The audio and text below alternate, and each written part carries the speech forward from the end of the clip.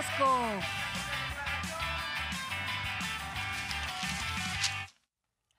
Oiga, antes de entrar con los temas sustantivos del día de hoy de la conferencia matutina, porque estos temas no se trataron, pero no los va a ver tampoco en ningún otro lugar, está esto que destaca en su primera plana La Jornada, en una esquina que dice: México, según la OCDE, México, el de mayor alza en el salario mínimo, dice, avanzó 43.6%.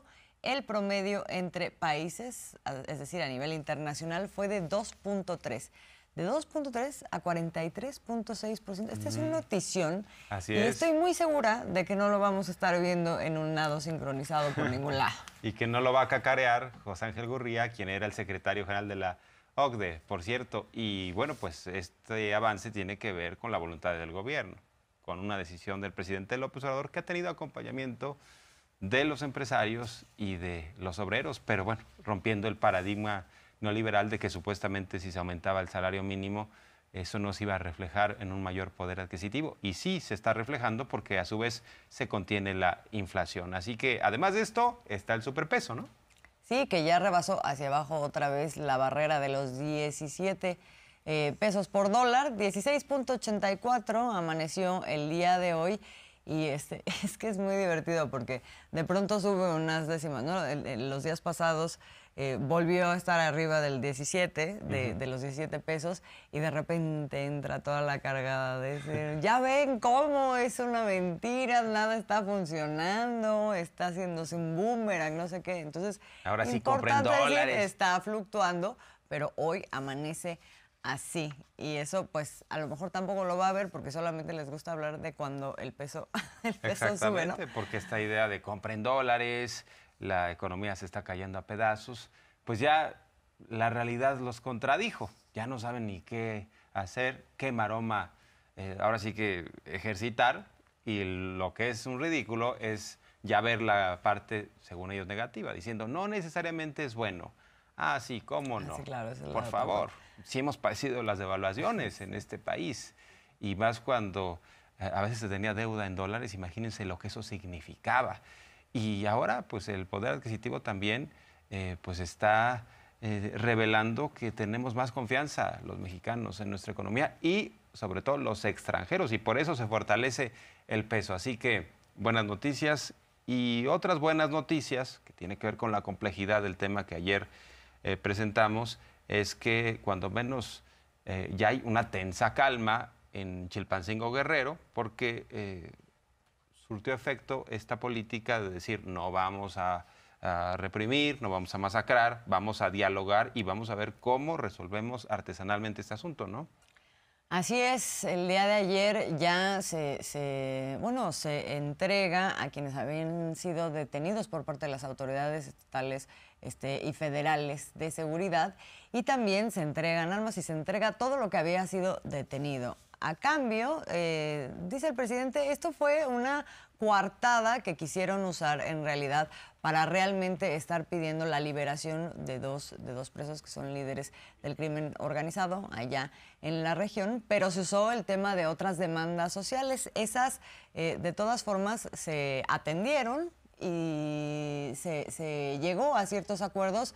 Nada de acuerdos con respecto a la liberación, eso sí, lo deja claro el presidente, pero estamos ante una forma totalmente distinta de entrarle y de dar solución a temas donde hay un conflicto social, donde hay la posibilidad de que hayan bajas humanas, porque cuando tienes ya una base social en donde el crimen organizado está incrustado también, entonces de pronto se vuelve muy complicado y sí. También cuando habló el presidente el día de hoy de Chiapas, vuelve a salir a la luz este tema, ¿no? Sí. Este tema del crimen organizado y también el paramilitarismo en ciertas regiones del país en donde pues ya existe una base social, y entonces se tiene que tratar con pinzas el asunto. Con pinzas se trató ayer, y esto fue lo que sucedió. Se llegó a esta solución, a esta negociación, y no hubo mayor problema con el tema. De hecho, también se liberaron, ¿no? las carreteras que habían sido bloqueadas. Vamos a ver parte de lo que esta mañana explicó el presidente. Ayer se resolvió muy bien lo de Guerrero. Claro, no va a desaparecer el problema por arte de magia, pero lo de ayer fue un avance. Se hizo un llamado a la gente, al pueblo de Guerrero, y les agradezco mucho porque nos dieron su confianza. Son procesos, ¿no?, que vienen de tiempo atrás. El modus operandi de estas bandas inició cuando el pueblo estaba completamente abandonado. Entonces, ellos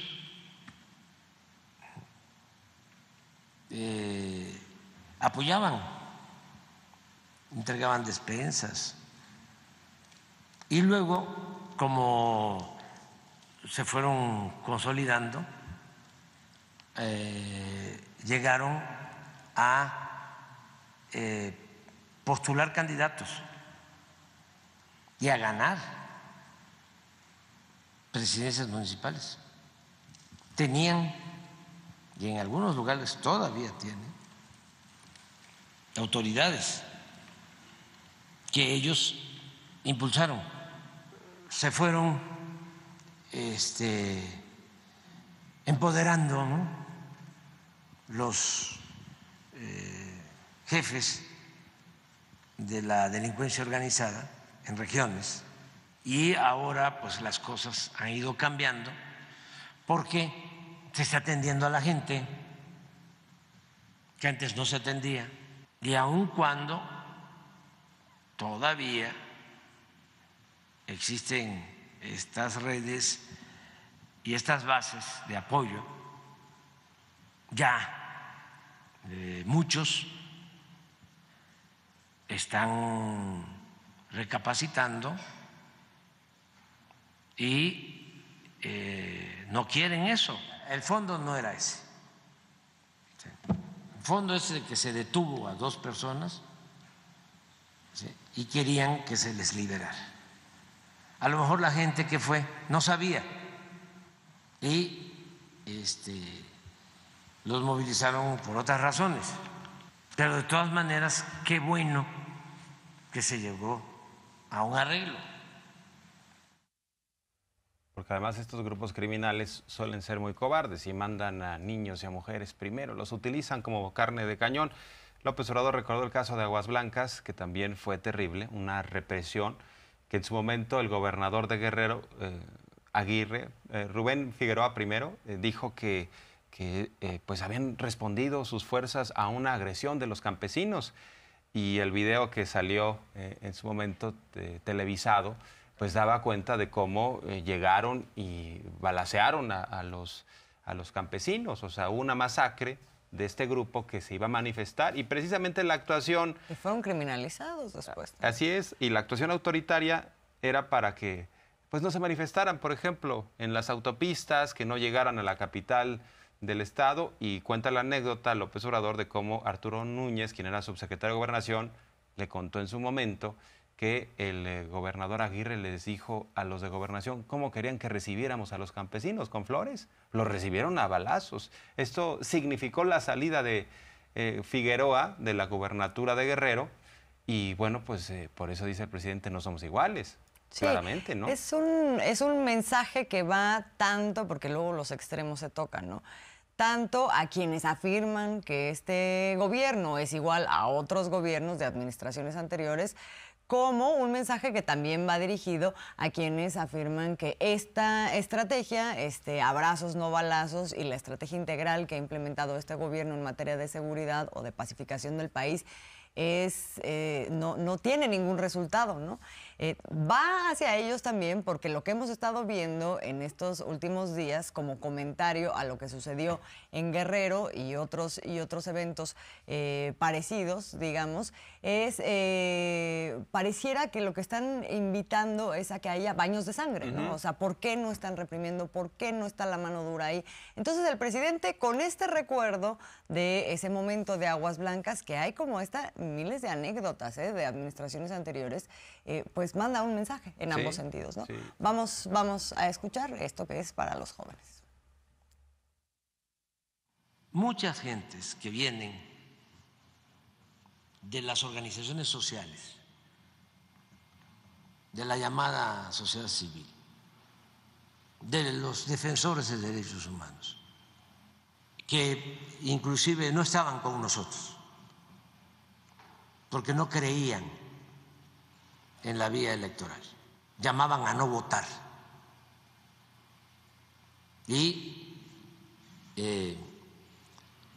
orientaban en las comunidades a sus bases de que éramos iguales.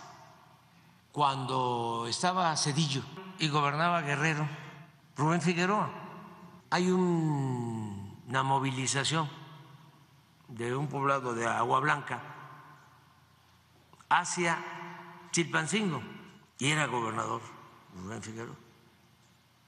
Entonces se ordena detener a los manifestantes, pero detenerlos con la fuerza, y los emboscaron y asesinaron a más de 20. Chauvet era secretario de Gobernación y Arturo Núñez era subsecretario de Gobernación. Entonces, como es una tragedia y un escándalo, tiene que salir Rubén Figueroa, y ahí entró Aguirre y le dice: Rubén, es muy grave lo que pasó, es una tragedia. Y le contesta a Figueroa, dice: ¿y qué querían? ¿Que yo los recibiera con un ramo de flores? Eso era el México de hace poco. No somos iguales.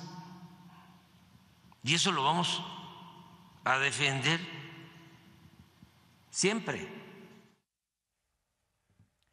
Bueno, y decíamos que daba respuesta en varios sentidos y bueno, parte de la conversación en la República de Twitter pues se la lleva Margarita Zavala, la esposa de Felipe Calderón, cuando hace un tuit como este, al mismo tiempo en el que ayer en el Congreso, por cierto, la oposición estaba pidiendo desaparición de poderes en Guerrero, ¿no? A propósito de este tema. Se monta Margarita Zavala en este tuit del gobierno, dice: no hay que olvidar que en México hubo un narcoestado y todos los grupos que operan en el país que tienen que ver con la delincuencia organizada, todos se crearon en el periodo neoliberal, todos, y se les impulsó. Esto es una declaración citada de ayer del presidente López Obrador, y Margarita Zavala responde: mienten con todos los dientes, han abandonado al pueblo de México en lugar de enfrentar el crimen organizado.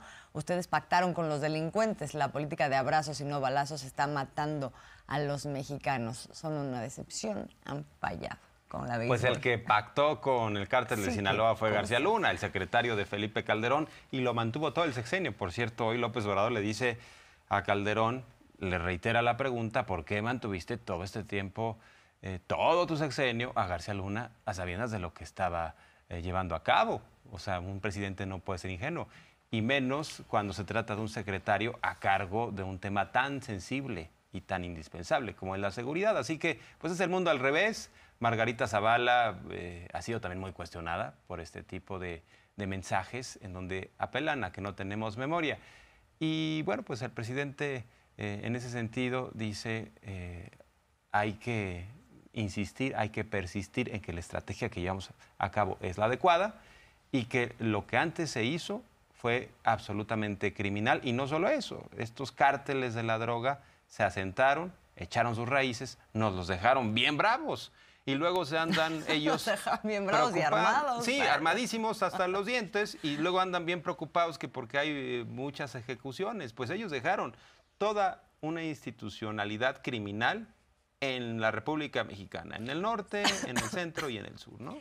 Sí, no, y cínicamente queriendo sembrar la idea de que el narcotráfico va a dominar el escenario electoral por un supuesto pacto, etcétera. Cínicamente digo, porque ¿cómo atreverse a decir eso después de toda la historia que ya no solamente conocemos, está redocumentada, sino también se judicializó en Estados Unidos?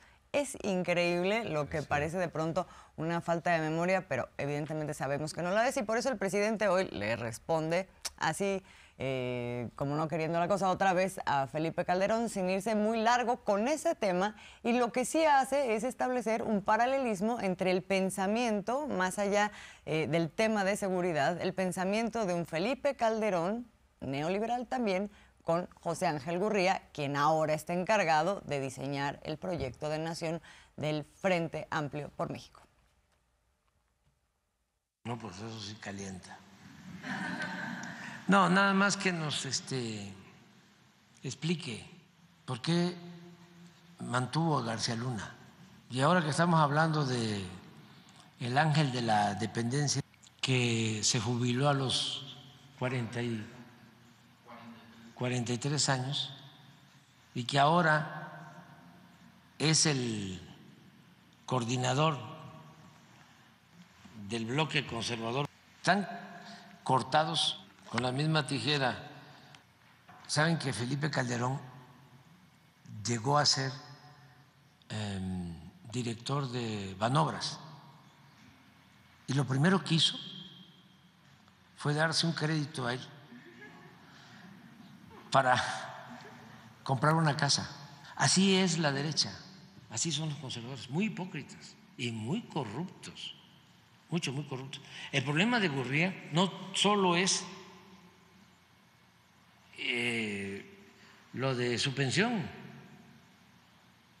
no, el problema de Gurría es que era secretario de Hacienda hace 25 años, cuando se aprobó el FOBAPROA, y la desvergüenza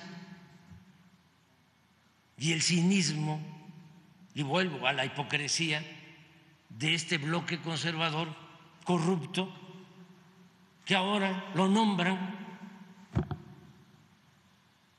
el coordinador del proyecto para que las cosas cambien en México, porque están muy mal. Y estos van a venir de nuevo, ¿no?, a salvarnos. Pero no escurría nada más, o Calderón, son millones. Ahí está el presidente, y en el marco de este debate abierto, dice López Obrador, hay libertad de expresión hasta para insultar al presidente, y se refiere a un personaje siniestro del sexenio de Calderón, Javier Lozano, exsecretario del Trabajo. Habría que preguntarnos y recordar su papel y su postura respecto a la tragedia de la mina de Pasta de Conchos.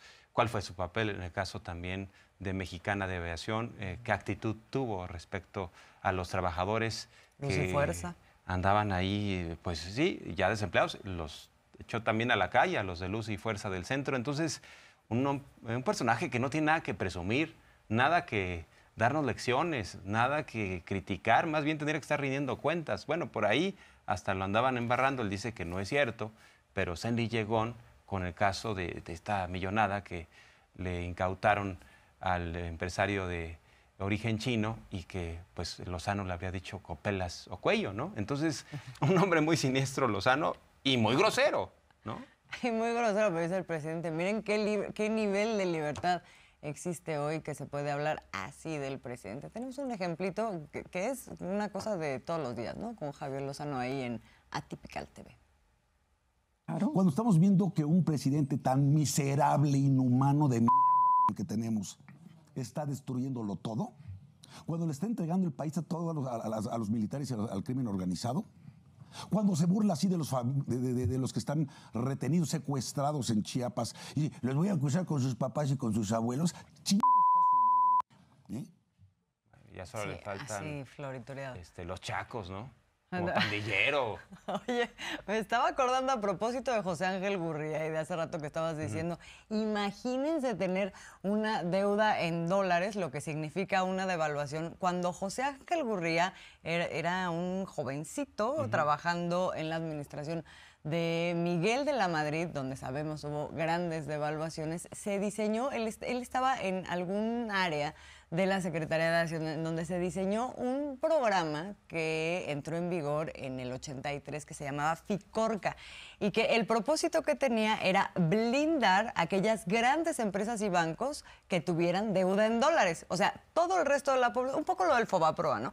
Todo el resto de la población, esa no importa, pero las grandes, esas sí hay que blindarlas y se hizo a través de este fideicomiso. Nada más para tener más antecedentes de quien ahora está pues diseñando esto que va a ser un proyecto de nación. O sea, que quieren regresar exactamente a lo mismo, a ese tipo de enjuagues para los de arriba y los de abajo pues padeciendo, manteniéndolos y milando, ¿no? Nada más milando. Bueno. Sí. Bueno, y a propósito del tema de Guerrero, pero también a propósito de que estuvo, ya lo comentaba nuestro compañero Miguel Arzate, Ernesto Ledesma, el periodista Ernesto Ledesma, ahí en la conferencia matutina, él normalmente le da seguimiento a temas sociales, desde luego, y a temas que tienen que ver con Chiapas. En donde hay enfrentamientos, en donde hay desplazamientos, en donde hay violencia. Hoy lo plantea Ernesto Ledesma, se da un debate intenso con el presidente, en donde lo que hace el presidente es dar pues todo el contexto de lo que es la problemática en Chiapas a la que se está refiriendo Ernesto Ledesma y también pues cuál es la situación ya más ampliamente de seguridad y de violencia en todo el estado. Vamos a escuchar parte de lo que hoy explicó. En el caso de Chiapas no se habla de la creación de grupos paramilitares que surgieron a partir del movimiento zapatista durante el periodo neoliberal. No se habla de que en Chiapas se creó una situación, es así, de verdadera polarización y que hemos estado buscando la reconciliación en las comunidades sin tomar partido por ningún grupo, como sí lo han hecho quienes supuestamente defienden derechos humanos. Tengo el informe de todo lo que está sucediendo en Chiapas, son datos ciertos, indican que no existe una situación de descontrol, de violencia en Chiapas. Entonces, si Chiapas, de acuerdo a esta información, ocupa el lugar 26 en el país, por ejemplo, en comunidades en donde habían zapatistas y no zapatistas, llega el programa Sembrando Vida y se unen. ¿Qué otra cosa hay? Lleva años. Empezaron a operar bandas de la delincuencia organizada. En la Candona, de hace 20, 30 años, la gente los apoya, al grado que hay pistas clandestinas en donde bajan cocaína. El ejército, la guardia, tienen que actuar rápido porque alguna gente protegen a delincuentes. Y no es fácil llevar a cabo los decomisos de cocaína. Eso está pasando y lo estamos atendiendo, con el apoyo de la gente, como lo de ayer de Chilpancingo. Oye, por cierto, hizo una conjetura Ledesma sobre un caso de Guerrero, de una persona que es un presunto delincuente, y dice Ledesma, es que va a salir y quiere ser candidato de Morena a una presidencia municipal, y ahí López Obrador lo frenó en seco, dijo, pues eso es hacer politiquería, falta un año para esa elección y pues es adelantarse, y ahí hubo pues este intercambio en donde Ledesma se sintió ofendido. Y dice López Obrador, tenemos derecho de cada quien expresar nuestras posturas y es un diálogo circular, ¿no? Y bueno, pues creo que el presidente es muy firme, también bajo la lógica de no nos pongan en el mismo costal, no nos digan que somos iguales a los conservadores, a los neoliberales. Oye, por cierto, nos escribe en redes sociales una persona, a propósito lo de Gurría, dice, yo tengo 52 años y no me puedo jubilar, he trabajado 35 años, qué miserables estos neoliberales. Es que tiene toda la razón, se llama Guillermo Grijalva, nos escribe. Pues grandes secuelas que se están viviendo hasta a el los día 43 de hoy. años, porque como tú mismo firmabas tu jubilación siendo directivo, ¿no? De NAFI, pues entonces, y 100,000 pesos mensuales. A tus tiernos 43. A tus Bueno, sí. vamos con otros temas. También habló del lamentabilísimo y muy doloroso, ya decías, Jorge Armando, incidente en el hospital del IMSS de Playa del Carmen, en donde una niña murió, pues atorada entre la salida y el propio elevador por una falla en el elevador. Y aquí hay un tema. Ayer el IMSS sacó un comunicado donde parte de lo que informa es que el servicio del elevador está subrogado. Entonces, hoy el presidente dice, evidentemente vamos a hacer una investigación, se va a ver dónde están las responsabilidades, hay que hacer todo un estudio justamente de qué es la parte, a quién compete la parte del mantenimiento, etcétera. No va a haber chivos expiatorios, pero sí es importante que pues se asignen responsabilidades en este tema tan lamentable. Sí, muy triste lo de la niña que murió atrapada en elevador en Quintana Roo. Ya se está haciendo la investigación, se va a castigar a los responsables. Ya el Seguro Social emitió un informe, un reporte, terminando la conferencia les van a entregar.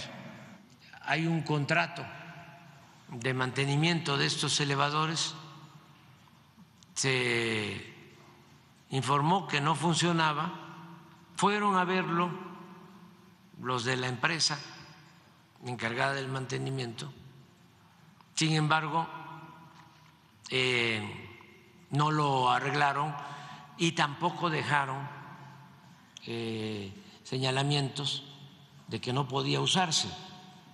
Entonces, cuando bajan a la niña para atenderla así, queda atrapada. Entonces, porque falló el elevador, o sea, estaba descompuesto.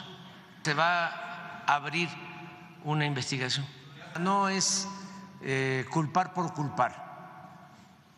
Nosotros nunca actuamos así. O sea, no se puede castigar a cualquier persona, ¿no? Van a informar en qué condiciones se dio el contrato, cuál es la empresa y quiénes son los responsables.